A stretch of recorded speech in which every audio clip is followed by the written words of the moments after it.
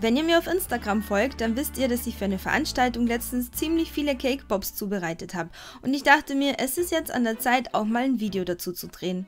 Wenn ihr keine Biskuitreste im Gefrierschrank habt, könnt ihr auch einen frischen Boden zubereiten und für den braucht ihr Eier, Zucker und Vanille. Diese 3 Zutaten lange schön schaumig schlagen. Danach lasst ihr unter Rühren die Milch und das Öl einfließen. Die trockenen Zutaten, also Mehl, Kakaopulver und Backpulver vermischen und in einigen Touren hineinsieben.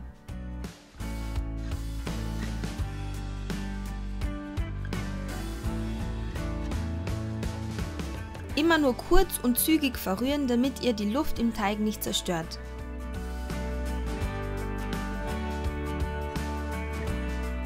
Legt ein Backblech mit Backpapier aus und füllt den Teig ein, streicht ihn glatt und gebt ihn in den vorgeheizten Backofen.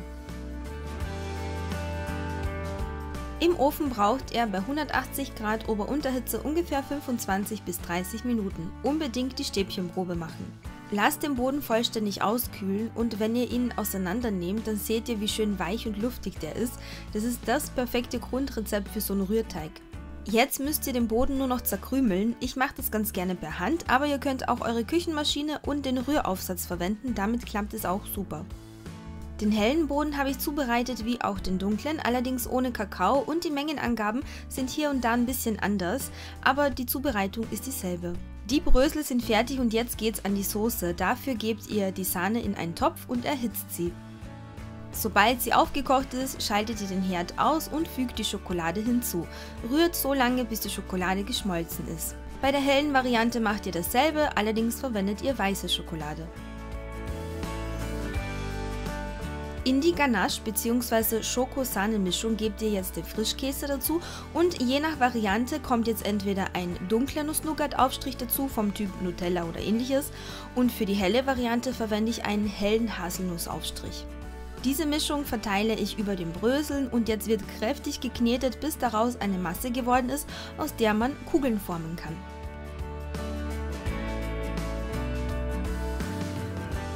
Und bei der hellen Variante dasselbe Spiel, ich füge also Frischkäse und Haselnussaufstrich hinzu.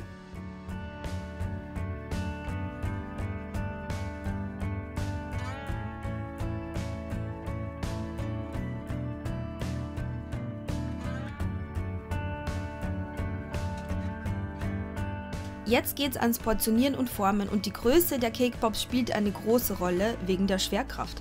Denn es gibt hier den Makronator zum Beispiel, aber der, finde ich, ist einfach zu groß. Der klassische Kugelausstecher für Melonen ist zu klein. Die ideale Größe hat zum Beispiel so einen Kaffeemesslöffel, den findet ihr in der Kaffeeabteilung in den großen Supermärkten. Damit habt ihr dann die ideale Menge für einen Cake Pop. Drückt den Teig zusammen, formt ein grobes Bällchen und dann arbeitet ihr mit euren Handinnenflächen weiter, bis ihr einen schönen Ball habt. Achtet beim Formen darauf, den Teig nicht mit zu viel Druck zu bearbeiten, weil euch die Bällchen dann wieder zerfallen.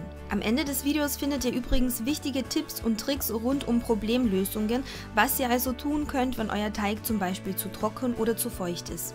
Die fertigen Bällchen legt ihr mit Abstand zueinander auf ein mit Backpapier belegtes Tablett.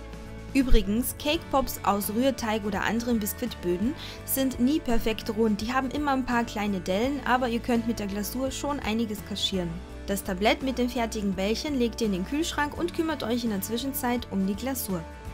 Entnehmt ca. 1/3 von der gehackten Schokolade und stellt dieses Drittel zur Seite. Den Rest vermischt ihr mit dem Kokosfett und schmelzt die Schokolade über einem leicht köchelnden Wasserbad. Taucht die Cake Pop Stiele ca. 1 cm tief hinein und danach vorsichtig in die Bällchen. Damit die Bällchen keine Risse bekommen, müsst ihr wirklich vorsichtig arbeiten und nicht zu tief hineindrücken oder zu fest.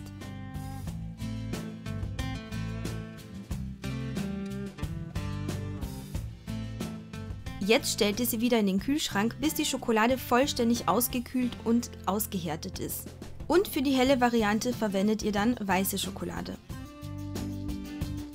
Zum Stabilisieren könnt ihr 2 Gläser verwenden, die ihr mit Reis oder mit Zucker befüllt. Da steckt ihr dann einfach die Cake Pop Stiele hinein oder ihr verwendet ein Stück Styropor, welches ihr in etwas Geschenkpapier oder Backpapier einwickelt.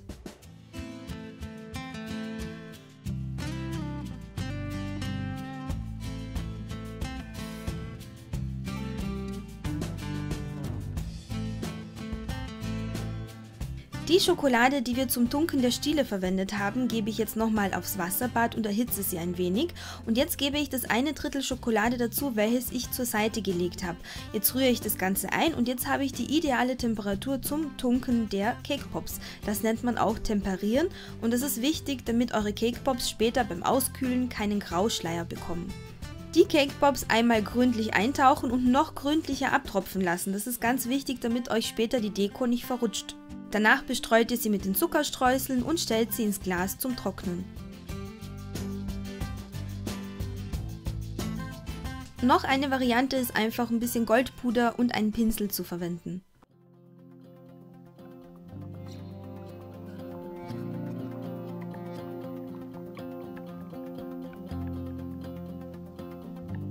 Diese kleinen Esspapierblüten findet ihr in der Backabteilung der großen Supermärkte und ihr seht, das sieht richtig hübsch aus. Wenn ihr weder Styropor noch Gläser verwenden wollt, könnt ihr eure Cake Pops auch einfach umdrehen und auf ein mit Backpapier ausgelegtes Tablett stellen.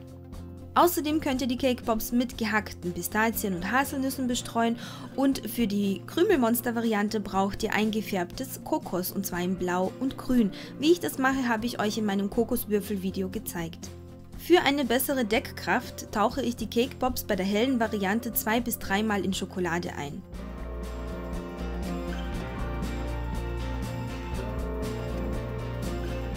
Danach ist das eingefärbte Kokos an der Reihe, damit gründlich bestreuen und trocknen lassen.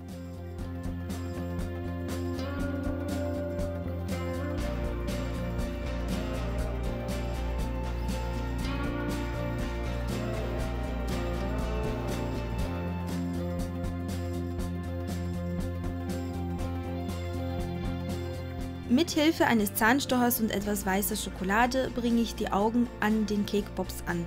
Die Mini-Kekse drücke ich einfach in die Cake Pops hinein. Danach unbedingt kühl stellen und achtet darauf, dass es in eurem Kühlschrank nicht zu feucht ist, weil die Schokoladeglasur sonst schwitzen kann und das sieht halt nicht so schön aus.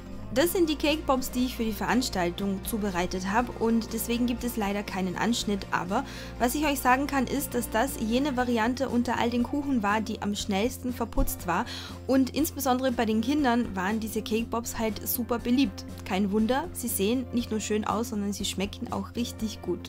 Die Zutatenliste findet ihr in der Infobox und ein geschriebenes Rezept zum Ausdrucken findet ihr auch wie immer auf meinem Blog. Ich wünsche euch viel Spaß beim Nachbacken und hoffe, dass euch das Video gefallen hat.